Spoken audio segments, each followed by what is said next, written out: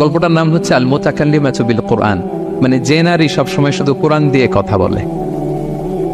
আব্দুল্লাহ ইবনে মুবারক অনেক বড় মুহাদ্দিস, হজ করে ফিরতেছেন, হঠাৎ দেখেন এক বৃদ্ধা মহিলা, বয়স্ক মহিলা চাদর গায়ে দিয়ে শুয়ে আছে। তো এটা অনেক বড় একটা কনভারসেশন, আমি কনভারসেশনটা আপনাদেরকে শোনাই। উনি কাছে গেলেন, যে সালাম দিলেন, আসসালামু আলাইকুম রাহমাতুল্লাহ। সালামের উত্তরে বৃদ্ধা মহিলা স্বাভাবিকভাবে উত্তর না দিয়ে একটা কোরআনের আয়াত তেলাওয়াত করলেন। তেলাওয়াত করলেন সালামুন কওলাম মির রাব্বির রহিম, মানে দয়াময় প্রতিপালক আল্লাহর পক্ষ থেকে তোমার প্রতিও সালাম। এটা একটা কোরআনের আয়াত, কিন্তু এটা দিয়ে উত্তর হয়ে যায় সালামের। কি বলেন? আচ্ছা গেল। এবার আব্দুল্লাহ ইবনে মুবারক জিজ্ঞেস করলেন মাযা তাসনাঈনা ফি হাযাল মাকান, এখানে কি করেন আপনি, কি করতেছেন একা একা?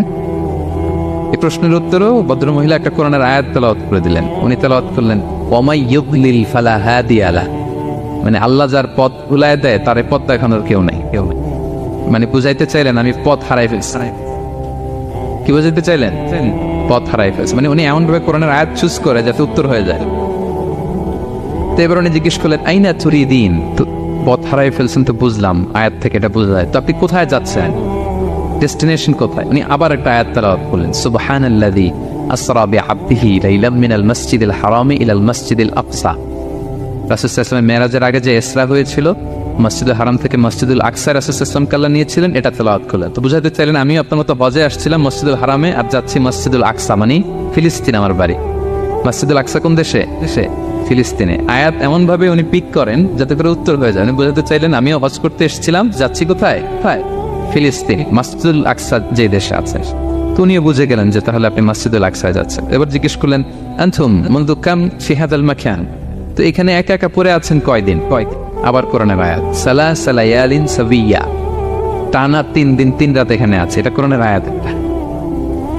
আবার জিজ্ঞেস করলেন উনি মা আরা মাআকি তাআমান তাকুলিন, তো একা যে পড়ে আছেন আবার 3 দিন, তো আপনি খাচ্ছেন কি, বেঁচে আছেন কিভাবে? ভদ্রমহিলা আবার একটা আয়াত তেলাওয়াত করলেন। তিনি পড়লেন হুয়া ইউতঈমুনি ওয়া ইউসকিন, ইব্রাহিম আলাইহিস সালামের কথা, যে ওই আল্লাহ তাআলাই আমারে খাওয়ায়, আল্লাহই আমাকে পান করে, আল্লাহ তাআলা ব্যবস্থা করেছেন আবার।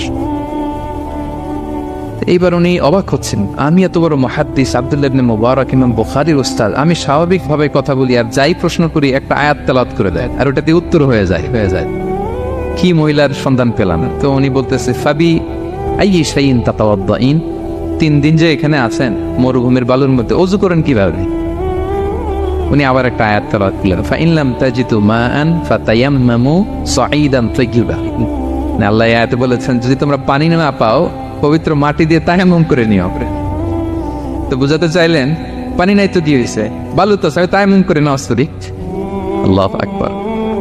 এবার উনি বললেন ইন্না